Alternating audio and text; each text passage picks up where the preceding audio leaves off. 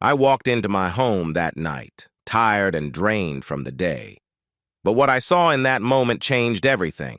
There she was, my wife, in our bed with him, my best friend. My heart stopped, disbelief flooding my veins.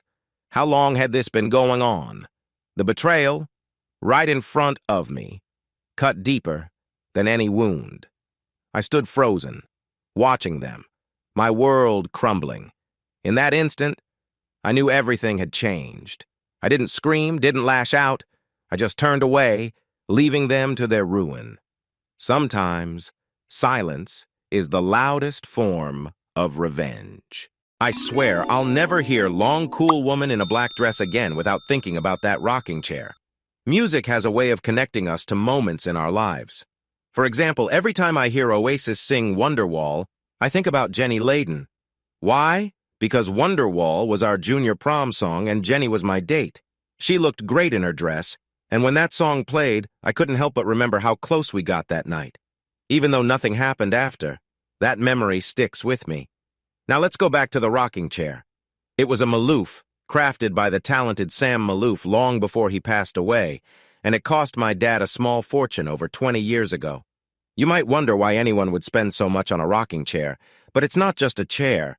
It's truly a beautiful piece of art made from Claro walnut, carefully shaped to be comfortable. To be honest, it was one of the few things my father left me that I actually appreciated. Anyway, I walked into my Brentwood home and heard music playing loudly. The soft guitar sounds shifted to strong chords, followed by singing. It was a good mix, even if it wasn't my favorite style.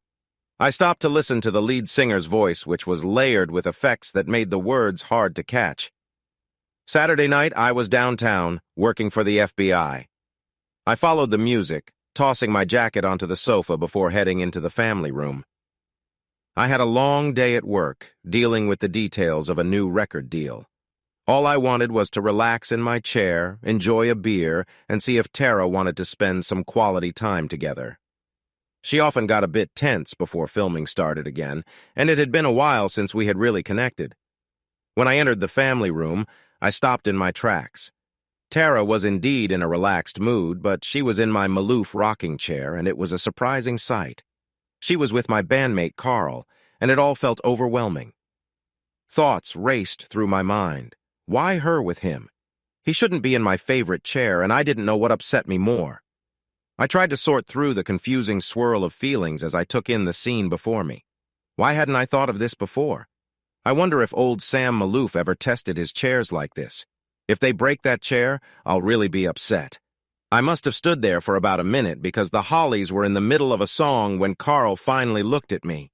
He froze and tried to get out of the chair. I just watched as he struggled to move away from both the chair and Tara. I was stuck, not knowing what to do.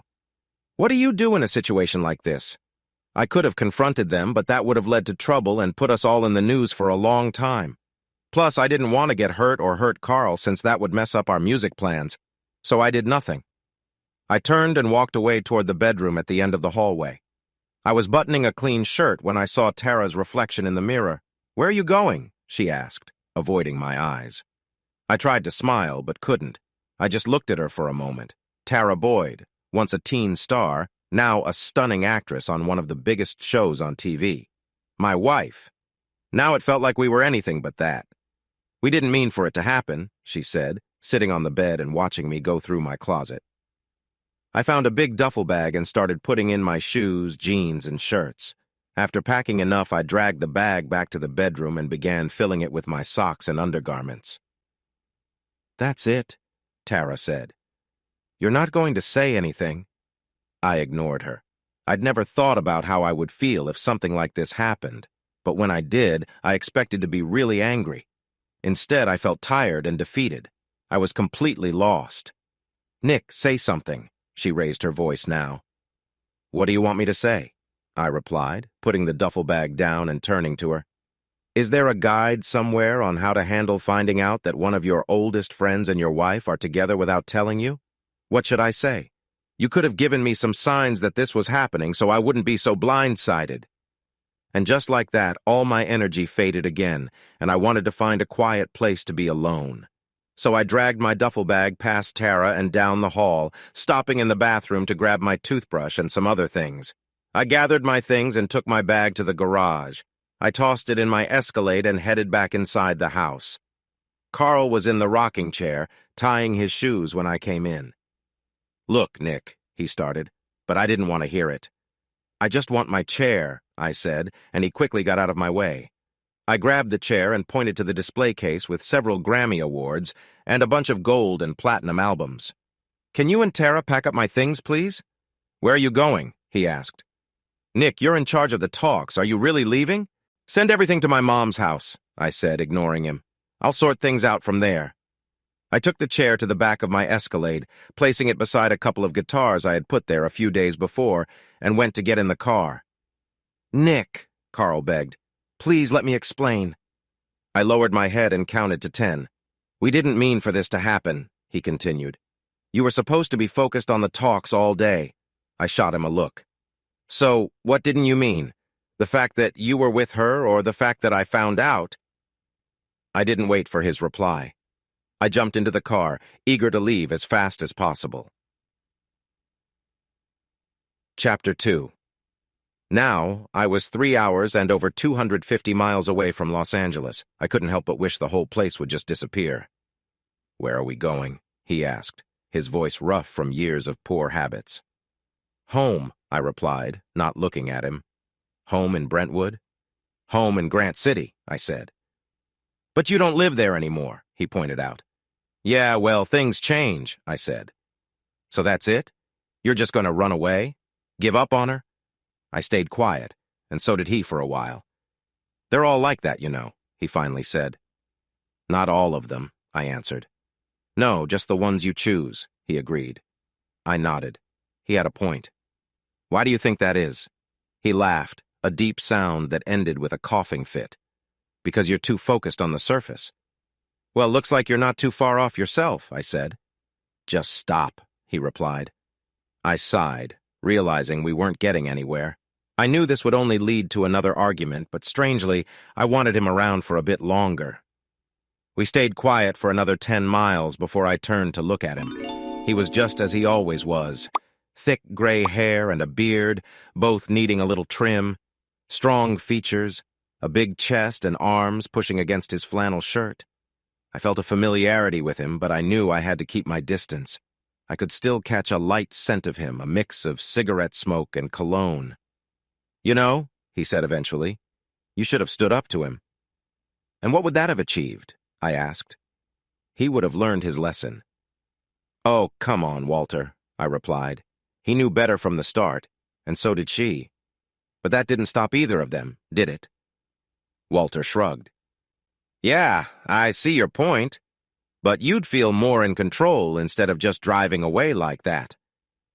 "Sure," I shot back. "But then I'd probably end up regretting it later, and the media would be all over us." "My chair," he said. "I paid for it." "True, but you're gone now," I replied. "So now it belongs to me." He turned to look out the window, watching the dark desert fly by. "Guess you're right," he said. Still, I would have confronted him. Chapter 3. As we approached the merge from Interstate 15 to Interstate 70, my phone rang. It was nearly 11, and I had been driving for almost 8 hours. The call broke the monotony and reminded me how tired I was. I glanced at the screen and decided to pick up. "Hello, John," I answered, "our lead guitarist." "Nick, where are you?" he shouted over loud music in the background. "Utah," I said. "What are you doing in Utah?" "I'm driving." I heard John talk to someone else briefly before coming back. "Nick, you need to get back here. You're the key person, and we're really close to a big deal." "Let Ethan handle it," I replied. Ethan was our manager, and he was more than capable of dealing with things on his own. "Nick," John pleaded, "he really needs you there. They want to know what we have planned, and Ethan isn't the one for that. Only you can do it." "Let me think about it," I said, then hung up and turned off the phone. We started Leadfoot when I was a sophomore at Grant City Community High School. There were 4 of us, Teddy on lead guitar, Carl on bass, Vince on drums, and me on rhythm guitar and vocals. We had a sound reminiscent of the Eagles. Halfway through our junior year, Teddy discovered alternative country rock. I still remember the day I visited him and walked into his room. I heard beautiful vocal harmonies over a strumming guitar. "Who's this?" I asked, instantly captivated. "Jayhawks," he said, focused on the song credits. "This is amazing," I said. He just nodded. For the next 3 hours, we played Hollywood Town Hall on repeat. To this day, I think about that afternoon whenever I hear Two Angels. The next day, Teddy and I began to write our first song. The music came together quickly, but the words were trickier. Teddy started reading more challenging things like poetry, Shakespeare, and even the Bible. He said it inspired him, and he was right. Soon we were writing lyrics and creating music as if it was second nature. I began reading those things too, and before long, Teddy focused more on the music, helping with the lyrics only occasionally. The summer after we graduated from high school, our band, Leadfoot, won a talent contest at the Lincoln County Fair. This victory earned us a spot at the Illinois State Fair competition. There we saw ballet dancers, jugglers, magicians, and a few up-and-coming musicians. We played 3 songs with great harmonies. When it was over, it was clear the crowd loved us. Seriously, when farmers and their wives are dancing to a group of teenagers, you know you've got something special. There were loud boos from the audience when we placed second, just behind a tap-dancing girl. After the show, a man in his 30s approached us. He was dressed nicely and wore shiny jewelry. His name was Ethan Rose, and he was a talent scout for Harmony Records. He said they were looking for something fresh and wanted to know if we were interested in a meeting. We said yes, and the 3 weeks before college started were spent auditioning in Nashville and Memphis. A month later, as we settled into our new college life, Ethan contacted us with a record deal. That's when the trouble began. Teddy decided he didn't want to stay in the band. He thought we would be sacrificing our values for the music industry. I told him that was not true. Teddy was actually apprehensive about the challenges ahead and didn't want to risk what he already had. He was the most sensible one among us and had a full scholarship. He didn't aspire to be a star, he wanted to be a teacher. So he left, and Ethan started looking for someone to replace him on lead guitar. During Christmas break, Carl, Vince, and I flew to Memphis to practice and audition a new lead guitarist. With Ethan's help and encouragement from the record company, we chose our first option, John Booma. John was 4 years older than us, but he played guitar exceptionally well. He had spent the last 3 years as a studio musician, searching for the right group. The record company believed he would fit well with the Leadfoot style, and they were right. Plus, he had a great singing voice, which helped with our songwriting too. He wasn't very good at writing lyrics, which left all that work to me. Carl and Vince were happy just to play their instruments and sing when needed. The rest is history. Our first album, Somewhere Down Highway 66, became a big hit. Then we followed it up with Plain States, which turned out to be our best-selling album, with over 13 million copies sold. A few albums since have come close, but we've mostly been enjoying the success of those first 2 for the past 6 years. Now, we were in the middle of talks for a new record deal. Harmony had sold our contract, and Columbia wanted a deal for 5 albums. We were popular, but they needed to be sure we wouldn't lose our spark halfway through the agreement. That's where I came in. It was my job to show that we had plenty of good songs ready to go, making me the right person for the job. The problem was we didn't have many great songs lined up. We had some less impressive ones, and while they might sell a few copies at first, we were starting to run out of fresh ideas. I could feel it, even if the others, including Ethan, didn't want to admit it. They thought we could just sell whatever we had and everything would be fine. But Columbia wasn't fooled and wanted a stronger deal than we expected. So, there I was, trying to save the band and ensure we had plenty of money and fans cheering for us. And what thanks did I get for my hard work? I had to deal with constant pressure from the guys and the fact that Carl was getting too close to my wife. Thanks a lot. Chapter 4, by 2 o'clock Wednesday afternoon, I had been on the road for nearly 22 hours, and the flat scenery of Nebraska was making me drowsy. I couldn't believe Bruce Springsteen had written an entire album based on this dull landscape. After my first drive through Nebraska, I thought he should be recognized for his talent. I decided to be safe and pulled off the highway in Grand Island, checking into a Holiday Inn. Once I got to my room, I brought in my bag, plugged in my phone to charge, turned on the air conditioning, and flopped down on the bed. I was probably asleep before I even hit the pillow, and my dreams were restless. They were all about Tara, and most of them weren't happy. In the most vivid dream, Tara and I were in our honeymoon suite in Nice, with the beautiful blue sea outside our window. In this dream, she was close to me, and we shared a special moment, filled with warmth and connection. "Surprise," she said. I felt the bed move and heard her sigh. Then I noticed her legs brushing against mine. "Oh my God," she said softly. "I'm really feeling a lot right now."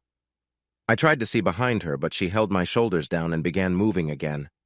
"Don't stop on me," she asked as I started to lose focus. "Over here," a voice called from the side.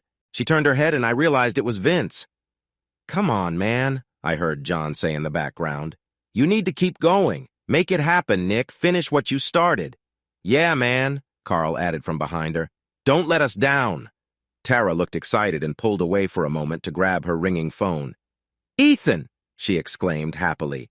Then she faced me again. "Yeah, you should come over. Nick isn't as into this as we thought he'd be, and I might have room for you soon." She ended the call, but her phone kept ringing. That's when I woke up. I was shivering, and the cool air made me uncomfortable. Trying to shake off the dreams, I grabbed my phone to check the time. "Hello, Ethan," I said. "Where are you, Nick?" he asked, sounding frantic. "I'm not coming back for a while, Ethan," I replied. "You'll have to handle this without me. I'll catch up when I can. But we can't do this without you. You know that." "Just wait to sign anything until I look at it, okay?" I said. He paused for a moment. "Nick," he spoke slowly, "are you saying what I think you're saying?" I didn't respond. "Please tell me you're not really thinking about leaving us." "Just don't sign anything, Ethan. Understood?" "Come on, Nick. We can deal with this before it gets worse," he said. "Good bass players are everywhere, even ones as good as Carl." I realized I had let the cat out of the bag. This news would spread fast. "We'll talk later," I said. "Do your best, but don't sign anything without my approval." I hung up quickly. Outside, it was dark. The clock said it was almost 10. I had slept enough, so I decided to take a shower, change into fresh clothes, and hit the road again. After everything that had happened, I was more than ready to leave Nebraska behind. Chapter 5, 3.5 hours later, I was in Iowa.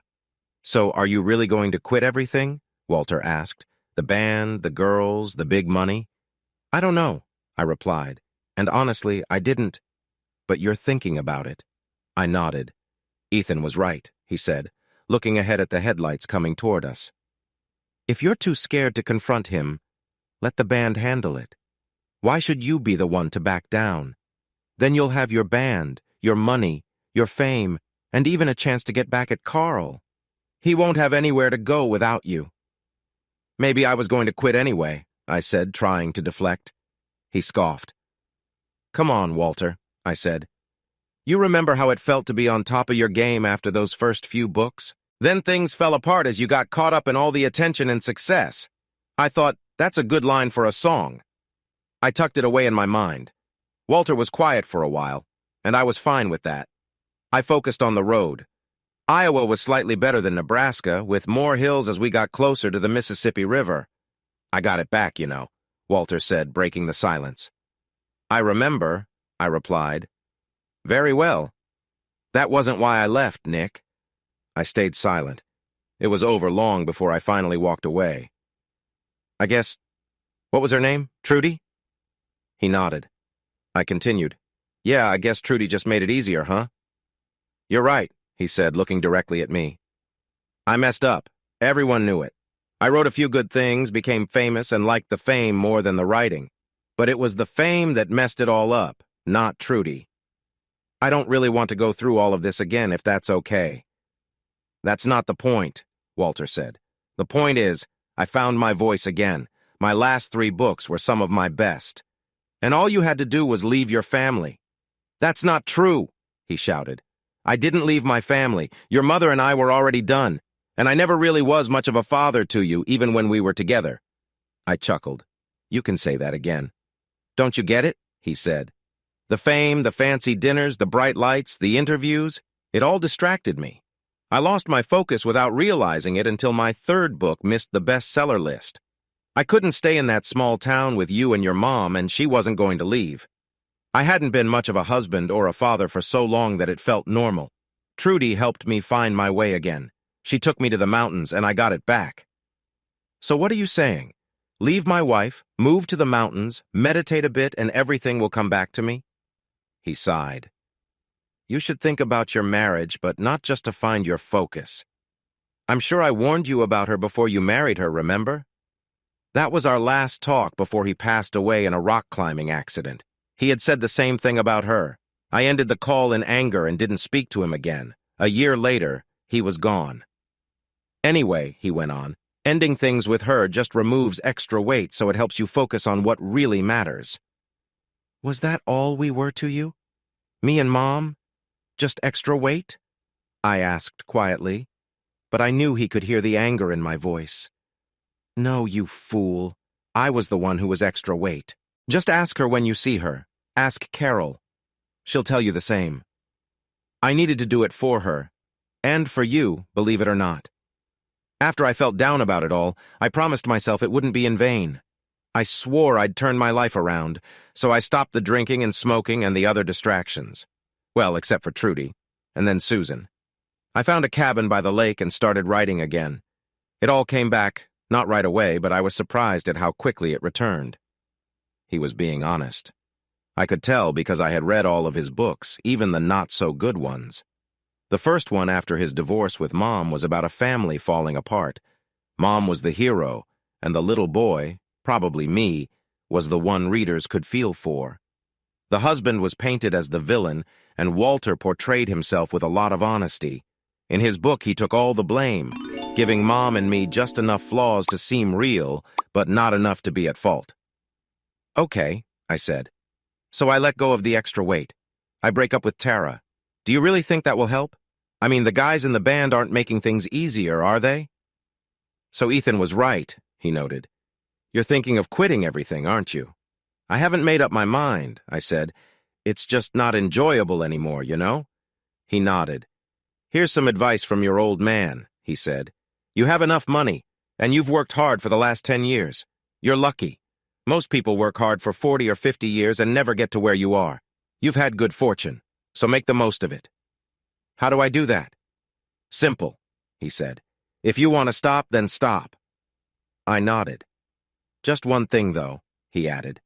Make sure you find something to fill your spare time. Take it from someone who knows, okay? If you get bored, you might end up doing things you don't want to do, just like I did. And Nick? I looked at him, waiting. There's nothing more dull than someone reminiscing about how great they once were, even if they actually were great. Chapter 60 was finally in Illinois, which I admit is not much more exciting than Iowa and only slightly more interesting than Nebraska, when my phone rang. I saw the number and hesitated before answering. Nick? She said. Are you there, Nick? I let out a deep breath. Please talk to me, she said. How long has this been happening, Tara? I asked, wanting to get straight to the point. Let's not discuss that right now, she replied with a slightly annoyed tone. You wanted to talk, Tara, I said, and this is what I want to talk about. I'd rather talk in person, she said. I want us to sit down together. Then we can have a real conversation. But I don't want to meet you right now, I replied. Where are you, Nick? I could come to you. I'm in Illinois, I said. At your mom's place? I checked my GPS. I'll be there in a few hours. Wow, Nick, that's pretty far. Have you slept at all since you left? It was tough to tell if she actually cared. She was a good actress, after all. I brushed aside her question. I really need some time to think, I said. I don't want you to come here. You can't slow down now, Nick. You have a new record deal. Carl and the others are really worried. Seriously? I shouted into the phone. I find out you're with Carl and all you care about is my band? What about what you owe me? Can we talk about that for a moment, Tara? That's not fair, she replied. You do your thing, so why can't I have some fun? You get what you want. That's not true, and you know it, I said. I haven't been with anyone since we got together. Then what about Tracy? She shot back, mentioning her younger co-star. You remember those photos last year? Are you going to deny that now? I tried to stay calm. We've talked about that before, I said. Nothing happened. I just helped her get home from a party. And for the 100th time, she said, that's not true. She was all over you. She was just drunk, I insisted. You saw how she could barely stand. Just come back, Nick, she pleaded. I could hear her crying. It sounded genuine. That was one thing she struggled with as an actress. I'm sorry, I said. I can't do that right now. We can talk later, okay? Don't hang up on me, she cried out. I did anyway, shutting off my phone afterward. We ended up meeting backstage at the We the People festival. Leadfoot was the second to last performance at the festival just before the Eagles' reunion tour, and Tara was the star of the moment chosen to introduce us. That was 5 years ago, and we were both at the peak of our careers. As a child star, Tara had a small role in a show called Campus Life. She turned her character Nikki, the charming college student, into a central figure in the series. She had the talent to act and the appearance to match. The tomboy from her childhood show had grown into a stunning young woman, and everyone admired her. In return, Tara seemed determined to spread kindness to everyone. Before the festival, she was often seen with various young actors, and some of the photos raised eyebrows. The sweet girl on screen was a bit unpredictable in real life. Still, she stayed away from drugs and rarely drank alcohol, which is unusual in Hollywood. Overall, the tabloids had little to say about her short-lived romances, and fans eagerly tuned in to watch her every week. An hour and a half into our performance at the festival, we took a short break to drink water and catch our breath before going back for the final part of the show. The energy that night was electric, and the audience was fantastic. To this day, we all agree we had never played better. After all, we were paid $3 million to perform, which gave us plenty of motivation to shine. While I was cooling off in front of a large fan, sipping my third bottle of water, I felt a gentle hand on my side. "Want to go out after the show?" she asked. I looked down at Tara. She looked amazing in her blue jeans and a Western shirt that hugged her waist just right. Her hair was styled back in a long ponytail, highlighting her beautiful features. And those warm brown eyes? They sparkled. "Sure," I replied quietly. She smiled at me, her expression playful. "I'll be waiting," she said. Excited by her attention, we gave an incredible performance in the second half, finishing strong with Sausalito City Limits, our latest hit. The audience erupted with cheers, clapping for us long after we left the stage.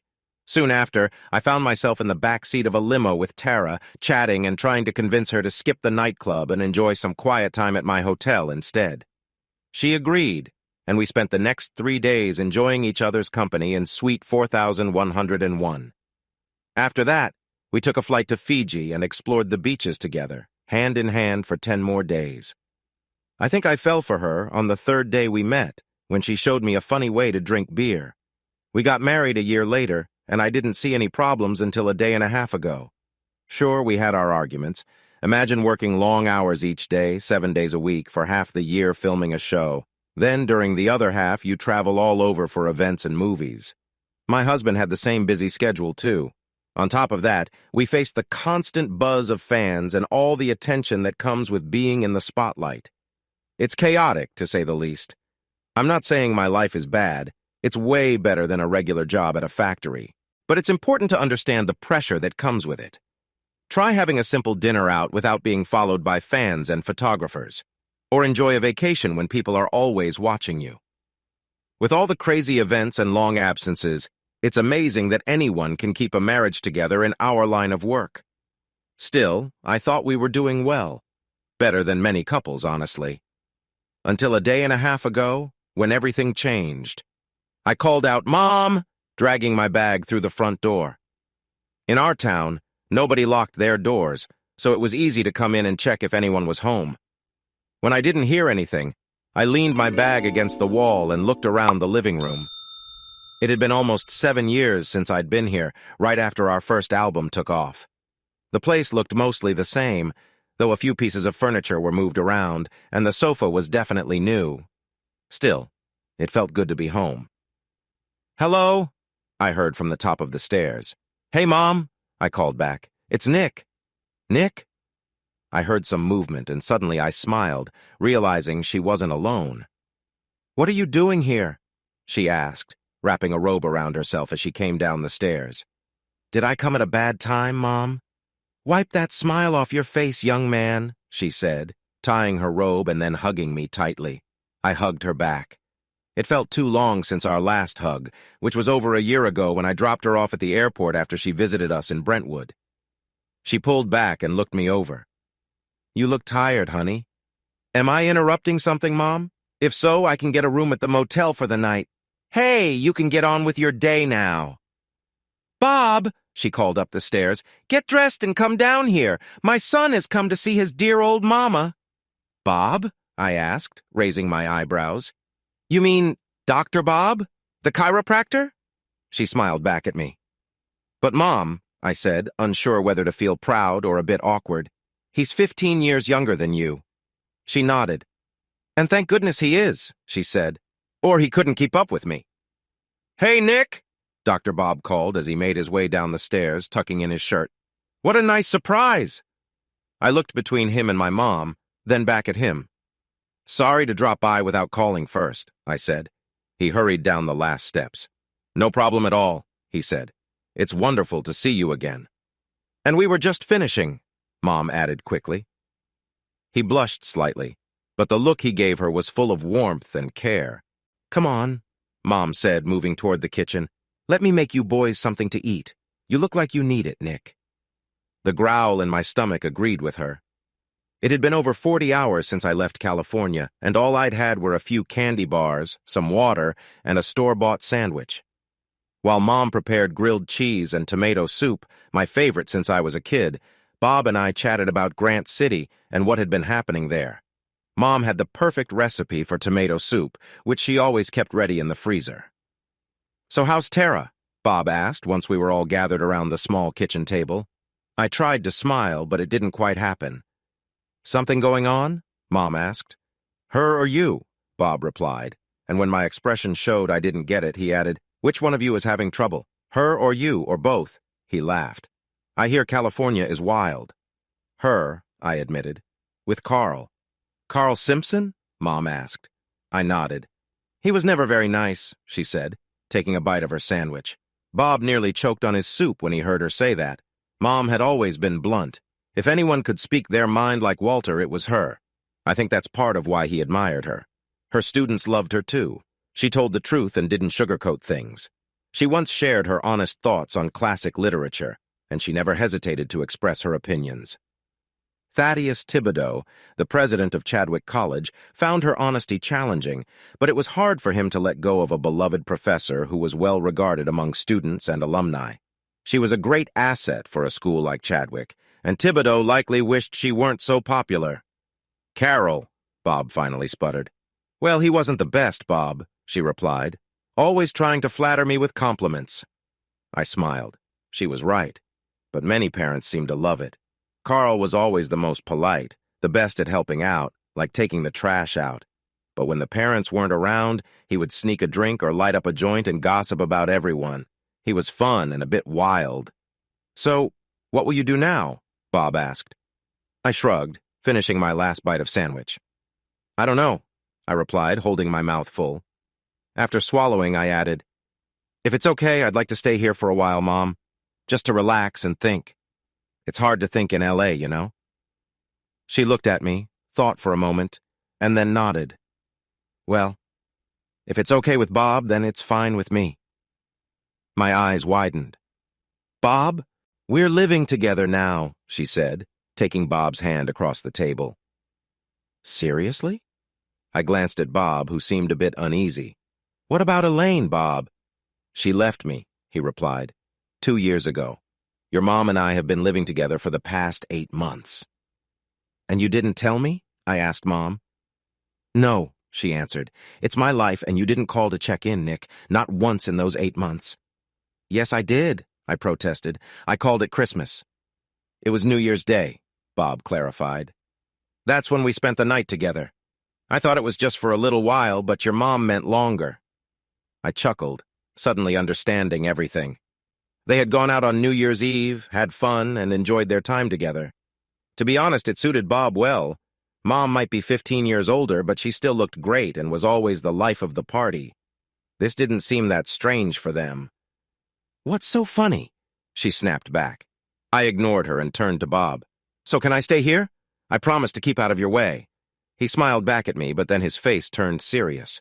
He placed a hand on my shoulder. "Well, son," he started.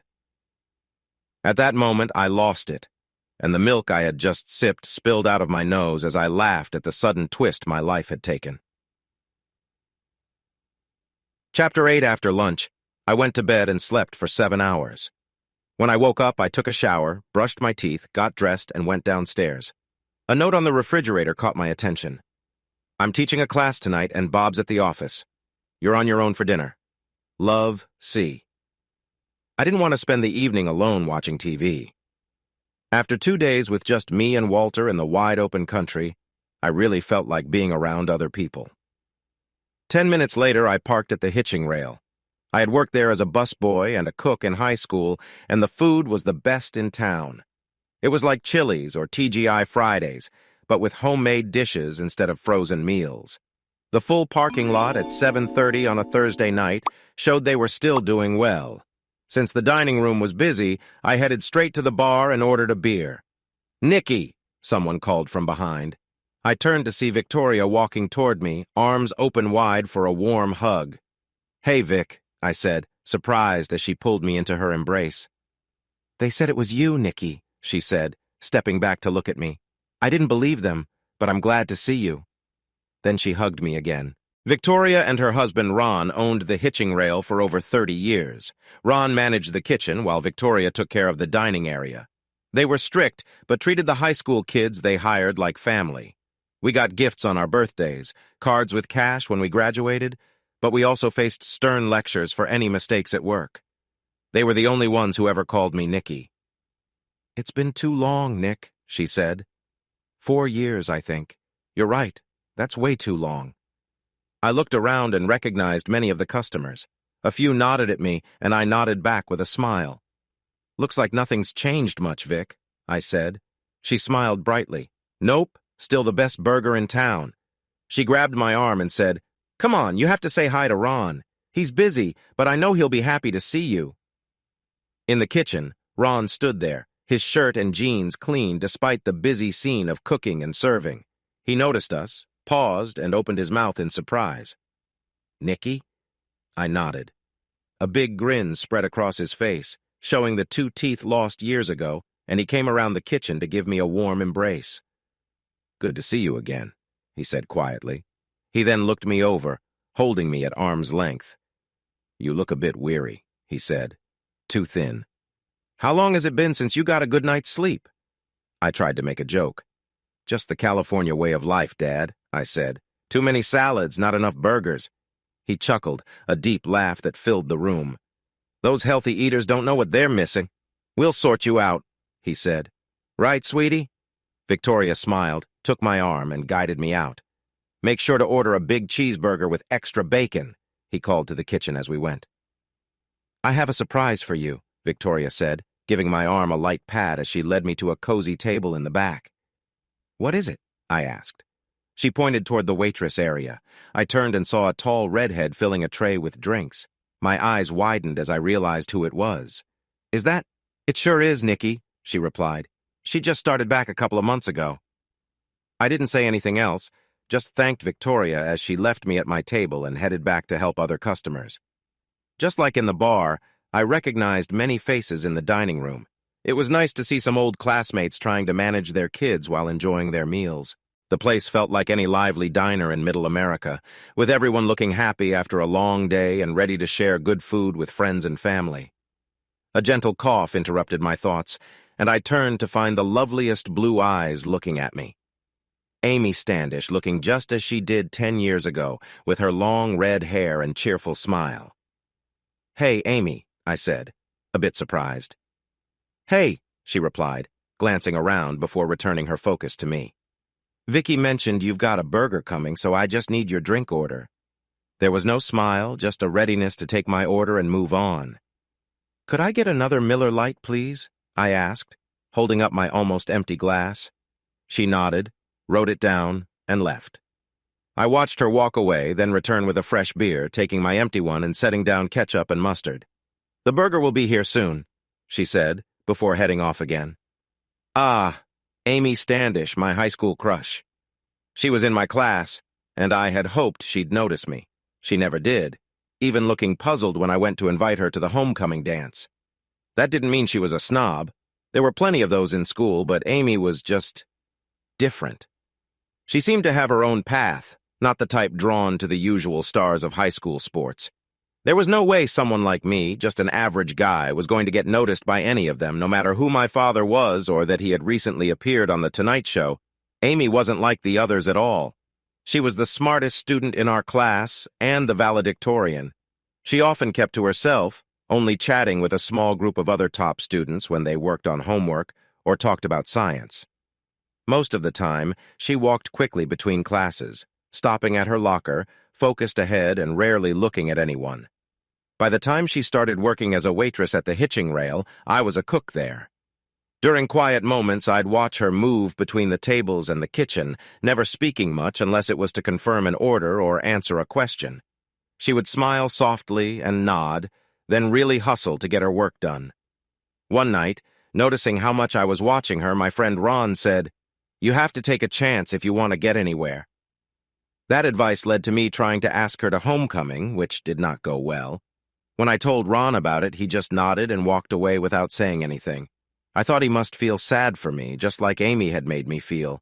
A week later, Ron came up behind me while I stood at the kitchen door watching Amy. "Victoria says she's shy," he told me. "That's why she doesn't talk much. Her parents made her take this job to help with that, and Vic thinks she's getting better." I nodded, but felt the wait for a real conversation with her might take forever. The conversation I wanted never happened. 10 months later, the weekend before we were set to go to college, Amy finally said, "Hello, Nick." That was the first and last time she said my name, and I still remember how happy I felt, thinking that she knew me. Sometimes I'd think back to that moment when she smiled and spoke to me. It still makes my heart race. Chapter 9. "So, what's up with Amy?" I asked Jimmy Schultz. We were at a table in the bar, catching up over drinks. Jimmy had been the star athlete in high school and was now working as an insurance salesman in town. "Still interested in her, huh?" he asked, glancing in her direction. "Yeah, who wouldn't be?" We both watched her for a moment before Jimmy continued. She was tall, with long legs and an attractive figure. "She met someone in college," he said. "I think he's studying engineering." I only met him once, to be honest. They were having lunch here about 3 years ago. He was a lot like her, just quieter. He wouldn't say much about anything.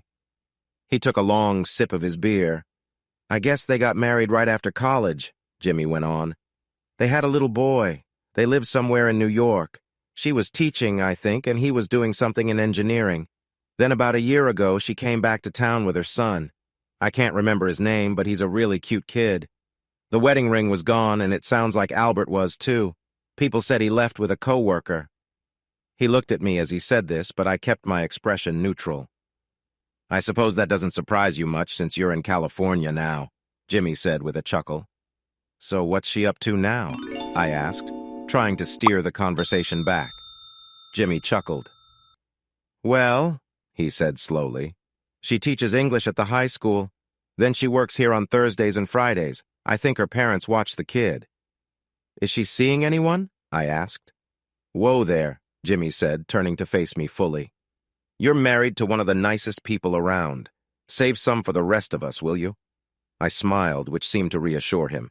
He turned back to watch Amy, speaking as his eyes followed her. "Anyway, the answer is no, she's not dating anyone. We've all tried. Honestly, she's turned me down more times than I can count." "Then why do you keep asking?" I wondered. "Just trying to win her over," he sighed. We both finished our beers, and I went to the bar to get us another.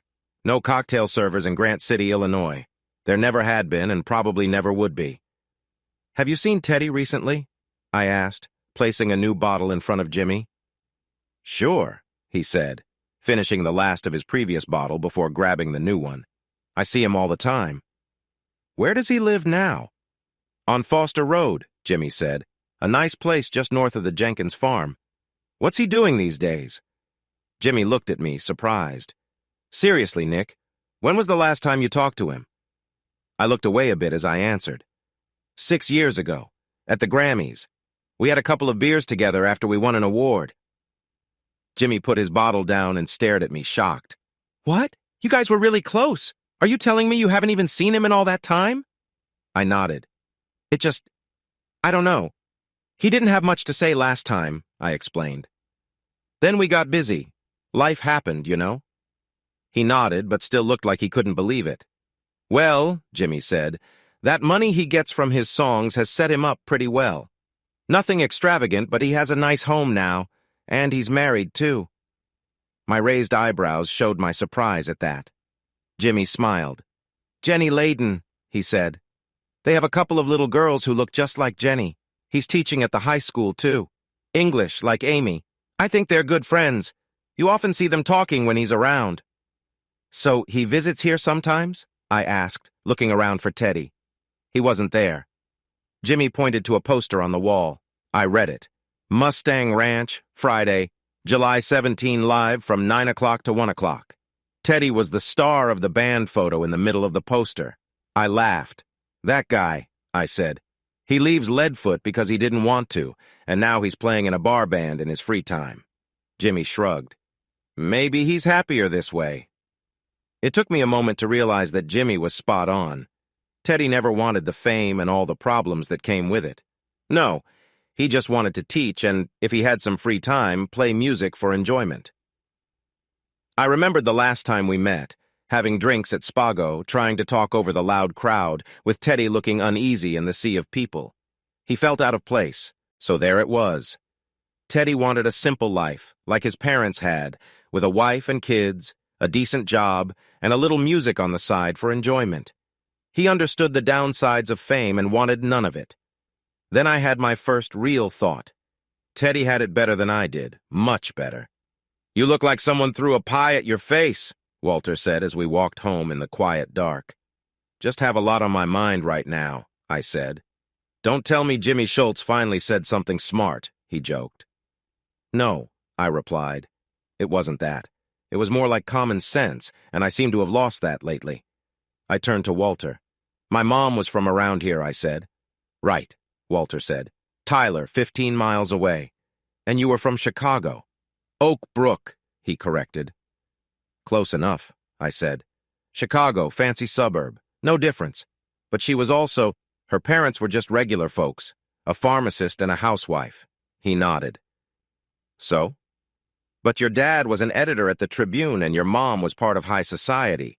She came from old money if your stories are true. They are, he said. Still, what's your point? I started walking again. My point, I said, is that you two were bound to face challenges from the beginning. She was a small-town girl from a typical family. You're a city guy from a wealthy family. You've always been around famous and glamorous people. Your mom spent a lot of time at cafes and with her friends. He nodded, understanding. So we were meant to struggle from the start. Well, I replied, your actions didn't help. It's tough enough having so little in common, and you made it worse with your choices. Did Jimmy come up with all this? Walter asked. No, that was me. But what Jimmy said got me thinking. What did he say? I shook my head. It's not what he said, it's that I didn't think of it first. And what is that? Jimmy said Teddy had everything he wanted. He was living the small-town dream. I nearly spat out my drink at such a silly thought until I realized I was viewing it through a Hollywood lens. I paused and looked at Walter. Walter, I've forgotten about those dreams. Teddy has money from his royalties, but he cares more about his family and his band than I do about my famous wife, my big house, and all my money without a real family. My best friend is a ghost I didn't even like when he was alive. Walter had been listening carefully until that last part. Then he looked hurt, and before I could say I was sorry, he was gone. He sometimes vanished quickly when I said something upsetting. He always returned, a bit ruffled and looking for an apology, which I usually gave early on. Walter first appeared to me after a show in Dallas about a year after he died. I thought someone had tampered with my drink when I saw him sitting there watching me with a spark in his eyes. Unlike any past experiences, he felt too real and our chat was too sensible. I spent the next few months talking to Walter when I was alone. That was when he showed up. Then things got a bit strange for me. Even though Walter insisted I wasn't losing my mind, I decided to see a doctor. The first few doctors, believing the gossip, told me to quit using drugs and alcohol. When I told them that part of my life was over, they said it was likely just leftover effects. Still feeling unhappy, and still meeting with a protesting Walter a couple of times a week, I eventually found a doctor who did full tests.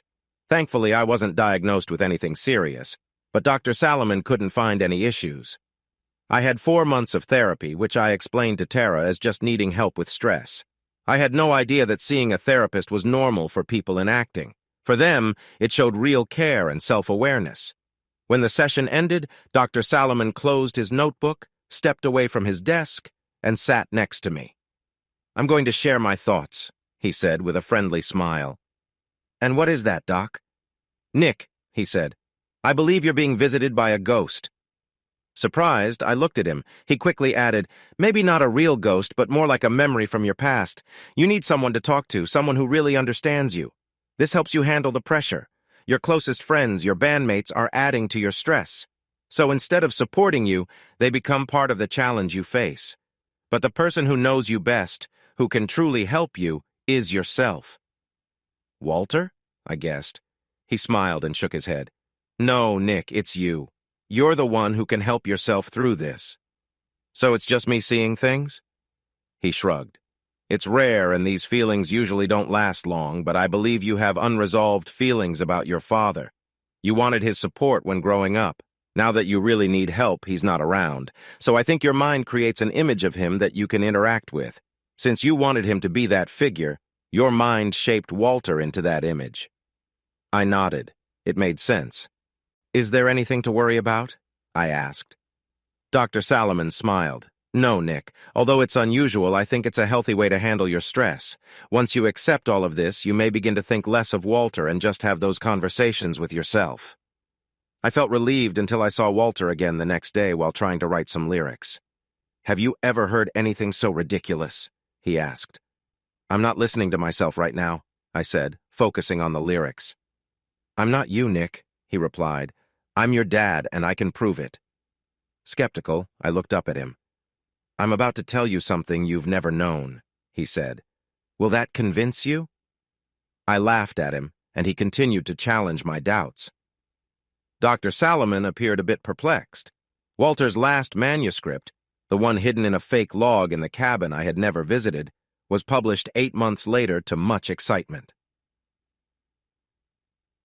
Chapter 11. A few drinks, good conversation, and a late-night stroll, and a huge bacon cheeseburger that I couldn't quite finish, made for a restful night. When I woke up on Friday morning, the sun was already shining and the house was quiet. The clock by my bed showed it was nearly 9, and I stretched lazily with a smile. "Wow," I thought, looking at my happy face in the mirror while shaving. "Where have you been? Where has the cheerful Nick been hiding? If this is all it takes, I should have come home to recharge a long time ago." Not even the 23 voicemail messages on my phone, things I deleted right away, could wipe the smile off my face. I hurried down the stairs, grabbed a yogurt from the fridge, and ate it quickly. Then I made a fresh pot of coffee. The only downside to being in Grant City was that there wasn't a Starbucks. While the coffee brewed, I went outside to bring my guitars and rocking chair in from the truck. For the first time in a year, I felt inspired to create music, and I wasn't going to waste this chance. And create, I did, for almost 11 hours. Bob stopped by at lunchtime, but I turned down any offers and kept working. I was in a creative zone that I hadn't been in for years, where fresh ideas came pouring in. I filled half my notebook with catchy chord progressions and notes about rhythm, melody, and other basic ideas. I once read about John Lennon and Paul McCartney writing Hard Day's Night. The story said that Ringo suggested the title based on something funny he said while filming the movie. The director liked it, but pointed out that there was no song for it. No problem. Lennon and McCartney worked on it that night, and by morning they had the whole song, chords, melody, lyrics, and rhythm, all ready. That's the creative zone, and it can come and go. Unless you're Lennon and McCartney, they stayed in the zone for years. When Mom and Bob left to go out for fish fry, I chose to stay behind and finish the melody for my second song. It wasn't perfect, but I knew it was close. I was feeling a bit tired, and I understood that trying to push through would just lead to more changes later. So I decided to stop, get some food, and see if Teddy's band was worth watching. Getting ready took me longer than I expected, and the walk from Mom's house to the bar was another 20 minutes. By the time I arrived at the hitching rail, the music had already started. When I walked in, the bar was packed with people, and the dining area was full. The band was playing an old song called "Walking the Floor Over You." They were giving it a fun, lively twist, and the piano was really catchy. "You came back," Victoria whispered to me as she came up from behind. I turned around, smiled at her, and looked past her into the dining room. "How long do you think we'll wait for a table?" I asked. She laughed, took my arm, and led me into the kitchen. "Guess who's back?" Victoria called out as she entered the kitchen. Ron and Amy were talking, but they paused when I peeked around Victoria. "Ron," she said, "can you make Nicky something to eat?" He grinned. "Too busy out there?" he asked, then turned to me. "What do you want?" I ordered a grilled chicken sandwich and some fruit. "These California kids," he joked. "They've changed a good boy." I smiled and looked at Amy. When we made eye contact, she turned away shyly. "Amy, can you please grab Nicky a drink from the bar?" Victoria asked. Amy nodded quickly and said, "Sure," before rushing out the door. She passed by, leaving a pleasant scent. I watched her as she went into the bar. "I told you," Victoria said with a smile. I looked back at them. Now it seemed I was the one stumbling over my words. "She's, looking nice, right?" I stammered. Victoria smiled wide while Ron rolled his eyes and said, "Can you help him be more confident?" I laughed. I enjoyed my sandwich and fruit, chatting with Ron as he and his friends wrapped up some last tasks and cleaned up the kitchen. After finishing my meal, I left them to their work. Back at the bar, I noticed Jimmy Schultz chatting with Jenny Cooper. She hadn't changed too much, maybe a little older and with some new lines on her face, but she still looked like the girl I knew from prom. She moved to the music, listening to what Jimmy was saying. "Can I get you both a drink?" I asked as the song ended. "Nick!" Jenny exclaimed, jumping up and hugging me. "Jimmy said you were back." I smiled at Jimmy over her shoulder and he nodded back to me. "I'll get the drinks," he said. "You two will have plenty to talk about." "So when did you find out I was back?" I asked once Jenny let go of me. "When Teddy and the others were setting up," she replied. Her gaze went to the stage, and Teddy looked over with a curious expression. He gave me a nod, and I raised my beer in return. "Nick," Jenny said, "he wants to know if you'll play a song with them. 3 of the guys are in college, and he thinks it would mean so much to them to perform with you. Will you do it? For old times?" Her eyes were wide and hopeful. With that look and the memories of our past, I couldn't say no. "Sure, Jenny," I replied, offering her a gentle gesture of affection. "You tell him I'm ready whenever they are." Before I knew it, she had dashed away. "He says he'll do it, Teddy!" Suddenly, everyone in the room turned to look at me. "Well, ladies and gentlemen," Teddy announced, "you're in for a treat tonight." I glanced around and saw the eager expressions on their faces. Most of them seemed to know who I was. "That's right," Teddy continued. "An old friend has returned to town and he's here tonight." Some people whistled and a few women clapped their hands. "I hear this guy can really handle a guitar," Teddy said with a chuckle. "Some folks even say he can sing, though I'm not sure about that." The crowd laughed and clapped along. "So if we ask him nicely, maybe he'll come up here and share a song or two." Teddy gestured towards me with his guitar. "What do you say, everyone? Want to see if Nick Harlan can still play the old tunes?" The crowd erupted in applause, and I felt emotional. It had been 10 years since I'd played for any of these people, and aside from some television shows, it had been 9 years since I'd performed for a smaller audience. In that moment, I would have given anything for just one more round of applause from these familiar faces. "Look at that," Teddy teased as I walked to the stage, wiping away a tear. "He's nervous." I stepped onto the small stage and leaned into Teddy. "You're a pain," I said, then embraced him, feeling a mix of joy and regret. Why had we lost touch for so long? The crowd began to cheer for us to play, and Teddy whispered, Maybe we should get back to music before they get too excited. I laughed, released the hug, and picked up an acoustic guitar. As I looked for the right chord, the bass player hurried over to help me. "Here you go, Mr. Harlan," he said, looking both nervous and thrilled. I smiled. "It's just Nick," I said, plugging the cord into the guitar. "Is the sound balanced?" I asked Teddy. He nodded. "When we heard you were back, we made sure to be ready for you. What do you want to play?" I smiled back, ready to start. "Two Angels." Teddy had a huge smile, and I wondered if he remembered the same moment I did. "You heard him, everyone," he called out, then turned to me and said, "Piano will kick us off." And it did, joined soon by my guitar strumming, along with the drums, bass, and Teddy's soulful guitar playing. When the singing began, Teddy and I shared a microphone and made sure our guitars didn't get in each other's way. We then went into a long instrumental part that highlighted the kid on piano wonderfully. By the end of the song, listening to the crowd cheer loudly for more, it felt like we had never been apart. Teddy was better than ever on lead, and his voice was stronger than I remembered. I suddenly wanted to see how talented these guys really were, wondering if Teddy still loved playing music or if it was just a fun hobby for him now. When the applause faded, Teddy waved to me. "Everyone, please help me thank Nick Harlan for joining us up here." I bowed to the clapping crowd and turned to Teddy. "I'd like to stay up here for a while if that's okay," I whispered. Teddy gave me a relaxed smile. "I think I'd like that." He turned to the rest of the band. "Can you keep up with us?" They all nodded, and Teddy turned back to me. "So, what's next?"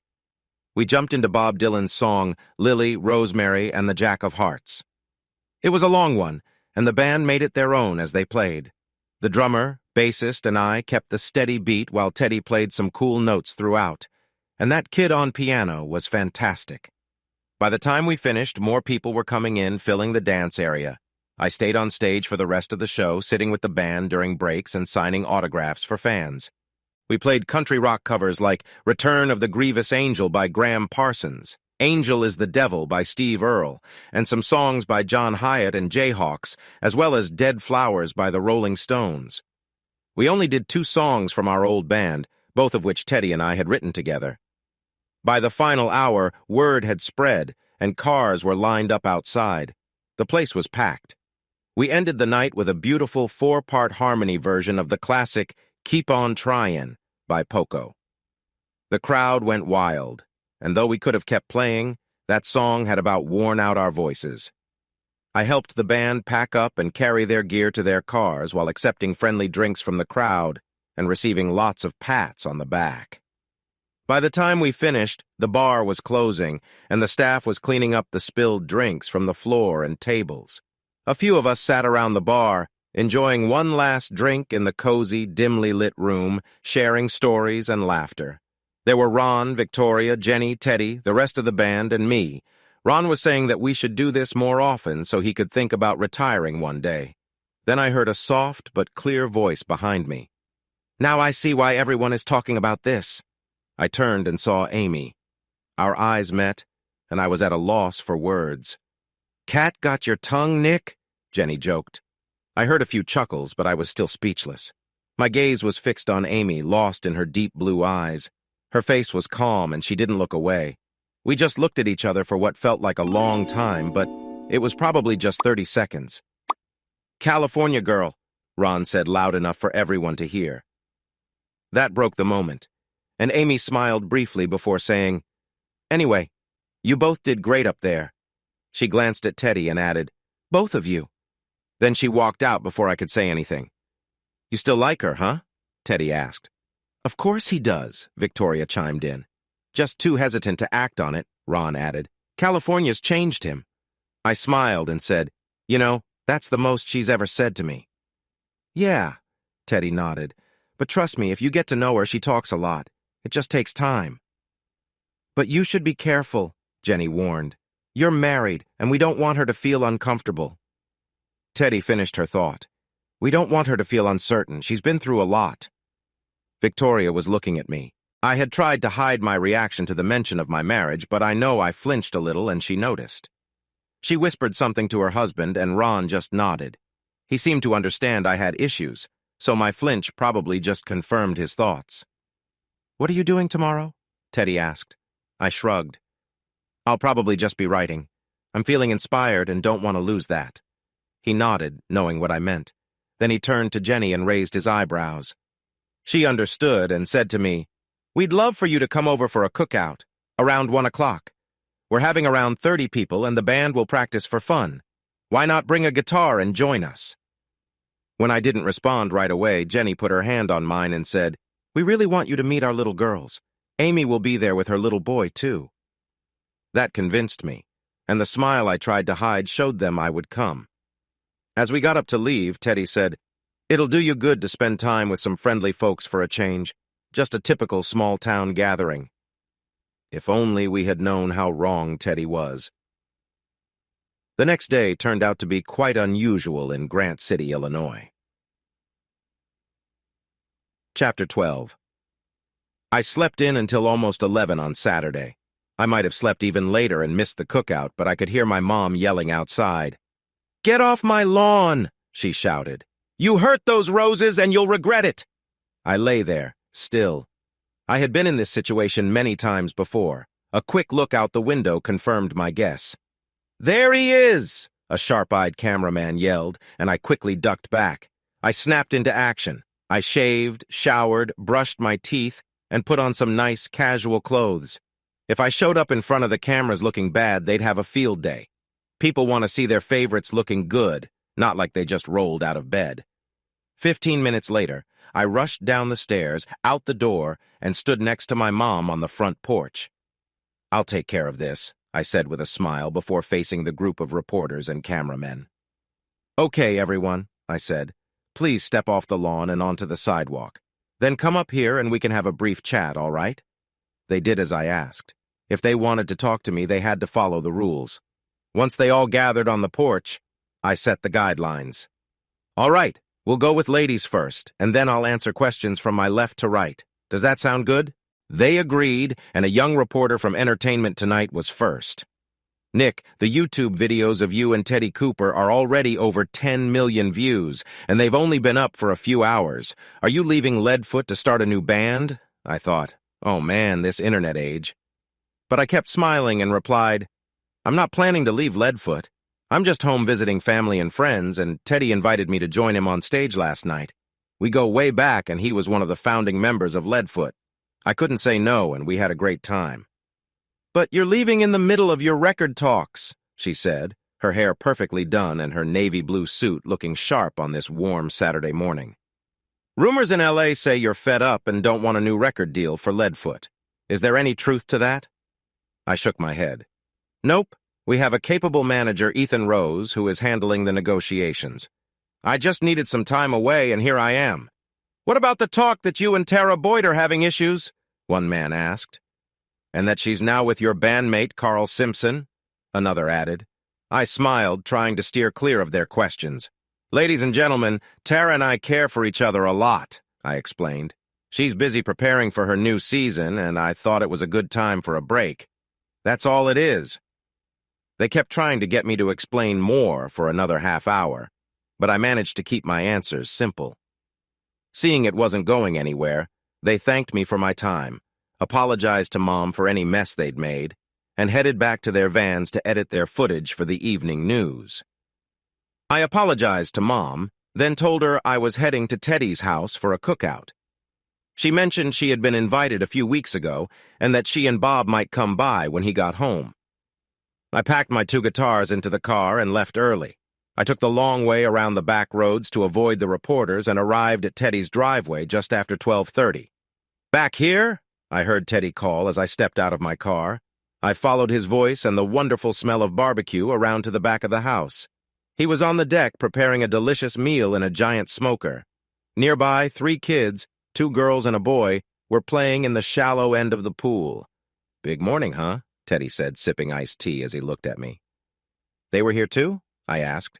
He nodded, looking a bit annoyed. "What did you tell them?" He grinned. "I told them to leave my property or I'd call the police." I chuckled. I wish I could do that. I grabbed a Diet Pepsi from a cooler and settled into a lawn chair, watching him prepare the pork before he joined me.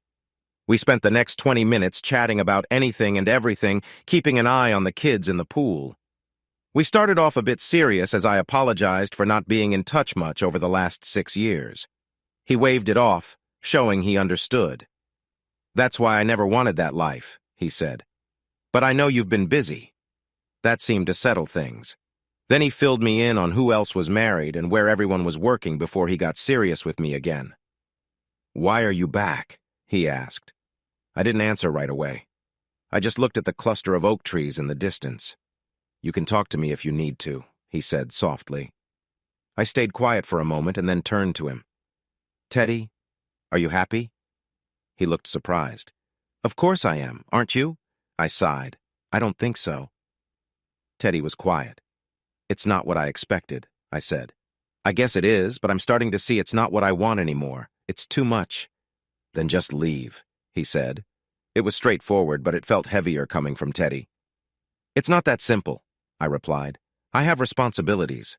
The band depends on me. And my wife? She would never move here." He nodded. "Is the rumor true?" I narrowed my eyes at him. "The reporters were shouting questions before they left," he explained.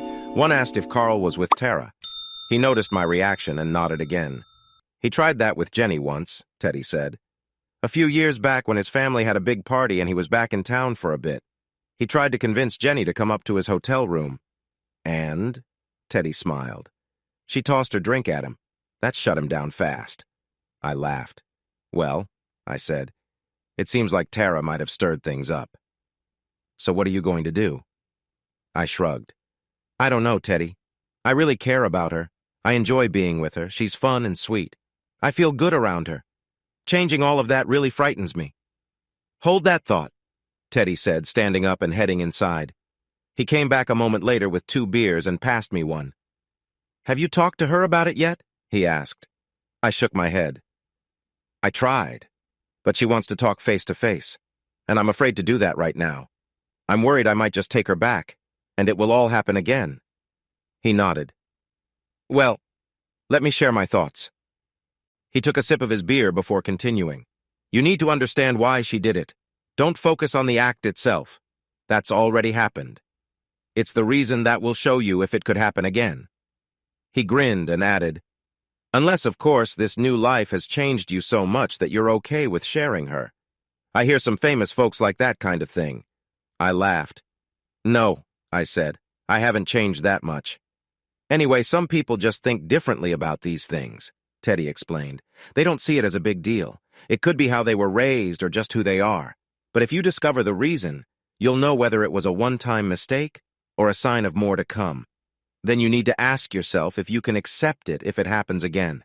I know you say you're not okay with it, but what if it's 5 years from now? Will you be willing to give her another chance, wondering how long until it happens again?" I nodded, thinking about what he said. Walter had never said it this way, but truthfully, he had never really liked her from the start. "So you could forgive Jenny if you walked in on something like that?" I asked. "I hope so," he answered. "But it all depends on the reason behind it." He leaned in closer. "Let me share something with you," he continued. "I'm not using any names, but you know them. One guy walked in on his girlfriend with someone else. It was a first for both of them, and he believes she was honest about that. But it was the reason he decided to leave her that mattered." "What was that?" I pressed. "She didn't love him anymore." He looked straight at me. "Some people can't handle being alone, so they get involved with someone new before they end the old relationship. It's not right, but it happens often. That's what she was doing. She found someone else and thought she could start fresh with him." I considered this.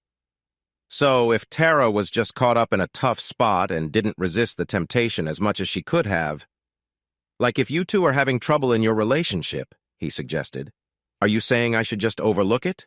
No, I'm not saying you should ignore it. I'm saying you need to think about it when deciding what to do about your marriage. He leaned back. "Nick, everyone's situation is different.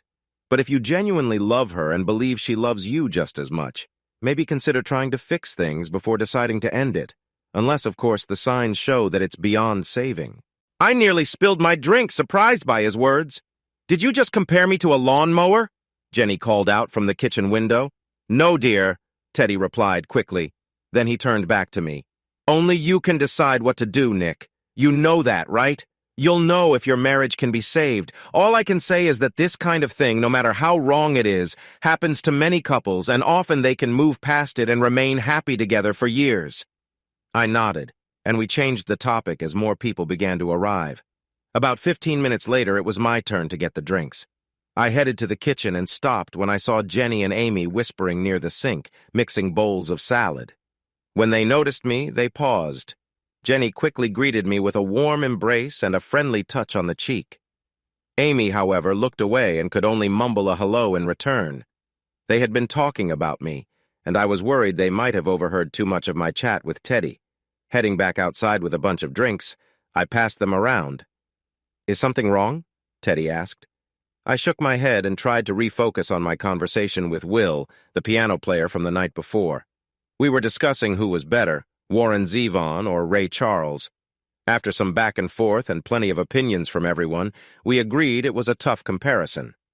Ray Charles was clearly better at jazz, while Warren Zevon wrote many different kinds of songs.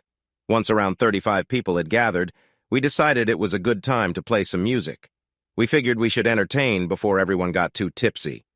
Everyone moved to the barn, which was set up well enough to make good music. I brought in my guitars from my car and plugged them into the spare amplifiers nearby. About 45 minutes into the music, Teddy asked me to play "Time to Start Again," a big hit from our first album and one of the first songs we wrote together. It was about a tough breakup where the singer is trying to convince an ex-lover to give love another chance.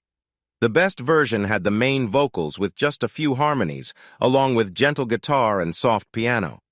I agreed, took a seat on a stool by the microphone, started playing the guitar, and waited for the piano to join in. When the piano began, I looked around the crowd and noticed Amy at the back, softly swaying to the music. She was looking at me, and I couldn't look away. For some reason, I poured all my feelings into the song, making it even more emotional. By the end, when the singer expressed doubt about his readiness to love again, it was so quiet in the room you could hear a pin drop. Then I felt a tap on my arm, pulling my gaze away from Amy. Everyone was watching us, and Amy flushed with a hint of shyness as I tried to focus elsewhere. "I think it's time for a break, don't you all?" Will suggested from the piano. Everyone agreed and headed out of the barn in search of cold drinks. In just a minute, the barn was empty except for Amy and me. I was still on the stool, and she was standing about 30 feet away. "I heard your conversation earlier," she said after a moment. "You and Teddy on the deck." I tried to smile, but it didn't come out right. "Yeah, well, I'm sorry," she said. "I know how you feel, and I can understand some of what you're going through." "Thanks," I finally said. Why was I so quiet? She had talked more to me in the last day than in all the years before that, and here I was responding with just a few words. "Did you like it?" I asked. "The song?" She sniffled a bit. "It was beautiful," she replied. Then she tried to laugh. "I swear, Nick, if I go out there now, I'm going to start crying." I smiled and moved the capo on the guitar down a bit, starting another song. "Maybe this will make you feel better," I said, and began to sing "If I Only Had a Brain" from The Wizard of Oz. Some tears formed in her eyes, but she wiped them away and laughed, mouthing the words to the song. Near the end, I heard her soft voice join me for the last part. When I finished, I patted the seat next to me. "Come on," I encouraged. "Let's sing another." She glanced behind her, unsure. "Don't make me beg again," I said, a bit too seriously. But soon she was sitting next to me. "So was that your little boy in the pool when I got here?" I asked while strumming a few chords.